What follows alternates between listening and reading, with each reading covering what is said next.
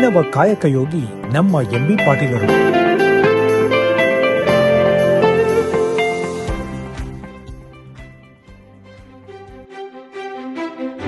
ಹನ್ನೆರಡನೇ ಶತಮಾನದಲ್ಲಿ ಕರ್ನಾಟಕವು ಒಂದು ಐತಿಹಾಸಿಕ ಕ್ರಾಂತಿಗೆ ಮುನ್ನುಡಿ ಬರೆಯಿತು.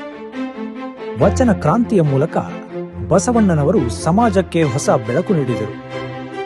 ಕಾಯಕವೇ ಕೈಲಾಸ ಎಂಬ ಕಾಯಕ ತತ್ವವನ್ನು ಬೋಧಿಸಿದರು.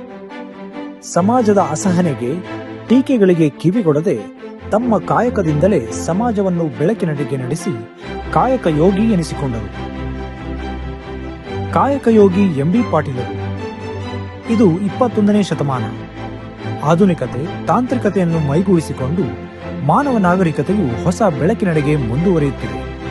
ಈ ಪ್ರಗತಿಯ ಹಾದಿಯಲ್ಲಿ ಸಮಾಜವನ್ನು ಕೊಂಡೊಯ್ಯಲು ಕಾಯಕವೇ ಮದ್ದು ಎಂಬ ಬಸವಣ್ಣನವರ ತತ್ವವನ್ನು ಅಕ್ಷರಶಃ ಅಳವಡಿಸಿಕೊಂಡು ಅಭಿನವ ಕಾಯಕ ಯೋಗಿಯಂತೆ ಮುನ್ನಡೆಯುತ್ತಿರುವವರು ನಮ್ಮ ಎಂ.ಬಿ. ಪಾಟೀಲರು. ಜಲ, ವೃಕ್ಷ, ಶಿಕ್ಷಣ ಧ್ಯೇಯವಾಕ್ಯ. ಭೂಮಿಯ ಉಳಿವಿಗೆ ವೃಕ್ಷ, ಮಾನವನ ಉಳಿವಿಗೆ ನೀರು, ಏಳಿಗೆಗೆ ಶಿಕ್ಷಣ. ಇವು 3 ಮಾನವ ಪ್ರಗತಿಗೆ ಅತ್ಯಗತ್ಯ. ಹೀಗಾಗಿಯೇ ಜಲ, ವೃಕ್ಷ, ಶಿಕ್ಷಣ ಇದು ನಮ್ಮ ಆಧುನಿಕ ಕಾಯಕ ಯೋಗಿಯ ತತ್ವ. ಈ ದಿಶೆಯಲ್ಲಿಯೇ ಅವರ ದಿನನಿತ್ಯದ ಕಾಯಕ. ಆಧುನಿಕ ಭಗೀರಥರಾದ ಪಾಟೀಲರು. ರಾಜ್ಯವನ್ನು ನೀರಾವರಿಯಲ್ಲಿ ಸಮೃದ್ಧಗೊಳಿಸಲು 5 ವರ್ಷಗಳ ಕಾಲ ನೀರಾವರಿ ಸಚಿವರಾಗಿ ನ ಭೂತೋ ನ ಭವಿಷ್ಯತಿ ಎಂಬಂತೆ ದುಡಿದವರು ಪಾಟೀಲರು. ಉತ್ತರ ಕರ್ನಾಟಕದ ಬರದ ಪ್ರದೇಶಗಳಲ್ಲಿ ಸಾವಿರಾರು ಕೆರೆಕಟ್ಟೆಗಳನ್ನು ತುಂಬಿಸಿ ರೈತರ ಮುಖದಲ್ಲಿ ಮಂದಹಾಸ ಮೂಡಿಸಿದವರು. ಉತ್ತರ ಕರ್ನಾಟಕದ ಮಂದಿ ಅವರನ್ನು ಆಧುನಿಕ ಭಗೀರಥ ಎನ್ನುವುದು ಈ ಕಾರಣದಿಂದಲೇ. ವಿಜಯಪುರ ಜಿಲ್ಲೆಯ ಹಸಿರೀಕರಣ ಜಗತ್ತಿಗೆ ಪ್ರೇರಣೆ.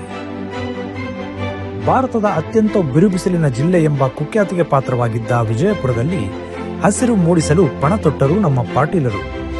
ಕೋಟಿ ವೃಕ್ಷ ಅಭಿಯಾನವನ್ನು ಹಮ್ಮಿಕೊಂಡರು. ವೃಕ್ಷೋತ್ಥಾನ ನಡೆಸಿದರು. ಕೆರೆ ಕಟ್ಟೆ ತುಂಬಿಸಿ ದಾಖಲೆಯ ಲೆಕ್ಕದಲ್ಲಿ ಗಿಡ ನೆಟ್ಟರು. ಪರಿಣಾಮ ವಿಜಯಪುರದಲ್ಲಿ ಹಸಿರು ಕಂಗೊಳಿಸಿತು. ವಿಜಯಪುರದ ಈ ಯಶೋಗಾಥೆಯನ್ನು ದೂರದ ನ್ಯೂಯಾರ್ಕ್ ಟೈಮ್ಸ್ ಗುರುತಿಸಿ ತನ್ನ ಮುಖಪುಟದಲ್ಲಿ ಪ್ರಕಟಿಸಿತು.